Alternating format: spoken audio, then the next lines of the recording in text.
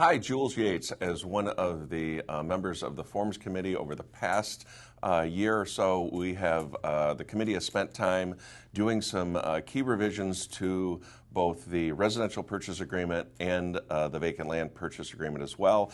I wanted to highlight 12 of the key points that we have made adjustments to.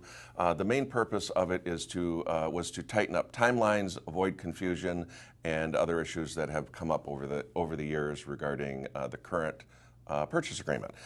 Those key terms, and by the way, we will be doing some Q&A, we'll be doing some more classes, and there will be a detailed video explaining these points for our members to be familiar with it before it is officially rolled out. So the key points, for example, and I'm going to go down in order, terms. The 3-day loan application that was conditional loan commitment was changed to a 5-day loan application.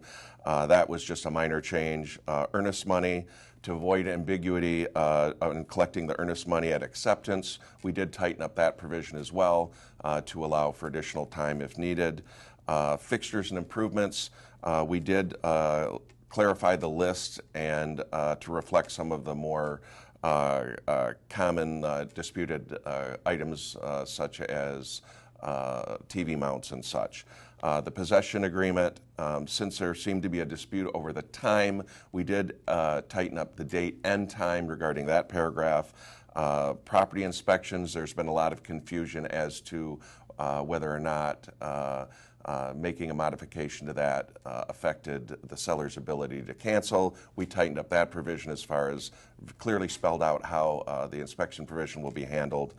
Regulatory inspections, point of sale requirements, for example, for different townships and counties, we did add that. That is a new paragraph so that you don't have to write that in. Closing time frame again, we did tighten up the language as far as how a split closing is handled. Title insurance, this is a completely revised paragraph, and this is going to specifically add a timeline for the sellers to provide a commitment and allow the buyer to review said commitment. The prorations, we did add fuel oil and propane to that, and then as far as any special assessments, we did tighten up that paragraph a little bit to clarify how future installments will be handled in the case of special assessments. Another new paragraph is going to be a walkthrough. We did allow a walkthrough provision in the purchase agreement. And finally, the effective date and timelines. We did tighten specifically up the date as well as the time so to avoid confusion. We did also, regarding the vacant land purchase agreement, that information is essentially any of the paragraphs that were changed in the residential purchase agreement will be changed in the vacant land purchase agreement. So look forward to seeing you at the Q&A if you have any questions, and look for the timeline below on future classes.